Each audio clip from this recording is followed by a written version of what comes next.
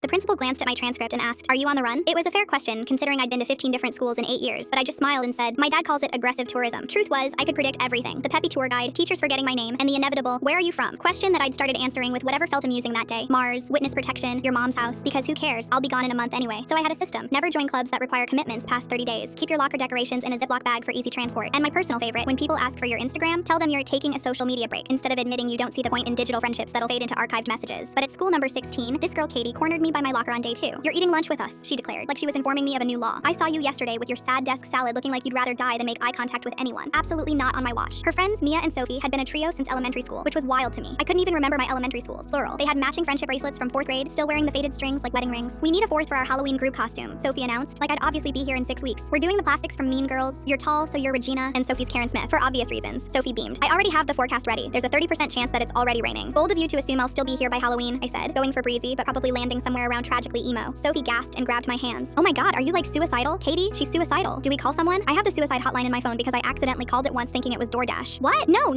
I said quickly, suddenly realizing how that sounded. I just meant I've been to 15 schools in 8 years. My family moves constantly. I probably won't physically be here." "Ooh," Sophie nodded slowly. "Wait, 15 schools in 8 years? So you've been to 23 schools total?" Katie looked me dead in the eyes, ignoring Sophie's math. "Bold of you to assume we'd let you leave without being Regina George." They did things that made no sense to my transient brain. Mia bought me a succulent because even if you move, these things are impossible to kill. Trust me, I've tried. Sophie added me to their Forever Sophomores group chat, which had messages dating back 3 years and roughly 10,000 inside jokes I didn't understand. Katie kept sending me TikToks at 2 a.m. with captions like "us next year," and I wanted to scream that there wouldn't be a next year. There never was. 3 weeks in, I made the mistake of actually caring. We were at Katie's house studying, eating cookie dough and stalking Instagram, when her mom asked if I could come to their Thanksgiving. "She makes this insane mac and cheese," Katie said, like life-changing, religious experience level. "I'll probably be in a different time zone by then," I said, trying for funny, but Katie's face went serious. "Okay, that's it. Intervention time." She pulled Sophie and Mia into a huddle, then turned back to me. "We've decided you're not allowed to pre-break up with us." "Pre-breakup?" "You know, ending things before they end. It's like eating dessert first, but sad," Mia explained. "Besides," Sophie added, "my cousin moved to Germany and we still send her memes. Distance is just a number. Well, technically it's like a measurement, but you get it." That night, I found Mom looking at real estate listings on her laptop, basically the bat signal for start packing. But instead of retreating to my room to organize my stuff into the usual categories, essential, semi-essential, abandoned if necessary, I sat down next to her. "This school has a really good theater program," I said casually. "They're doing Heathers in the spring." Mom froze, then slowly closed her laptop. "You want to audition?" "I mean, the drama teacher already assumes I'll be here. She gave me forms, with deadlines in January." I tried to sound nonchalant, but my voice cracked on January. Mom and Dad exchanged a look I'd never seen before, like they were having an entire conversation in married people telepathy. "We could look at houses here," Dad said slowly. "To buy, not rent." I stared at them. "But what about your job?" "I've been remote for 2 years," he admitted. We